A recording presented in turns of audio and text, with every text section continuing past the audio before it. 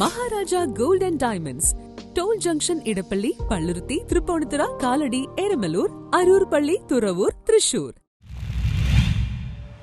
സാമൂഹിക യാഥാർത്ഥ്യങ്ങളുടെ ശക്തമായ ദൃശ്യഭാഷ. ഗോവിന്ദ് നിഹാലയ്ക്ക് ഇന്ന് 85ാമത് ജന്മദിനം. ഇന്ത്യൻ ചലച്ചിത്ര ചരിത്രത്തിൽ സാമൂഹിക പ്രതിബദ്ധതയുള്ള സിനിമകൾ കൊണ്ട് വിപ്ലവം സൃഷ്ടിച്ച പ്രതിഭയാണ് ഗോവിന്ദ് നിഹാലിനി. തന്റെ 85ാം ജന്മദിനം ആഘോഷിക്കുന്ന അദ്ദേഹം കേവലം ഒരു സംവിധായകൻ മാത്രമല്ല, മികച്ച ഒരു ഛായാഗ്രഹനും തിരക്കഥാകൃത്തും നിർമ്മാതാവുമാണ്. വിഭജനകാലത്ത് പാകിസ്ഥാനിലെ കറാച്ചിയിൽ നിന്നും ഇന്ത്യയിലേക്ക് പലായനം ചെയ്യേണ്ടി വന്ന തന്റെ ബാല്യകാല അനുഭവങ്ങൾ അദ്ദേഹത്തിന്റെ സിനിമകളിൽ, പ്രത്യേകിച്ച് തമസ് പോലുള്ള സൃഷ്ടികളിൽ അഗാധമായ സ്വാധീനം ചെലുത്തിയിട്ടുണ്ട്.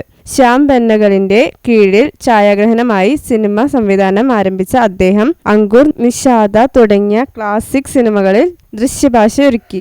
1980 പുറത്തിറങ്ങിയ അങ്ക്രോഷ് എന്ന ചിത്രത്തിലൂടെ സ്വതന്ത്ര സംവിധായകനായി മാറിയ അദ്ദേഹം ഇന്ത്യൻ സിനിമയിലെ അധികാരവർഗത്തിനും അഴിമതിക്കുമെതിരെ ശക്തമായ ഭാഷയിൽ സംസാരിച്ചു.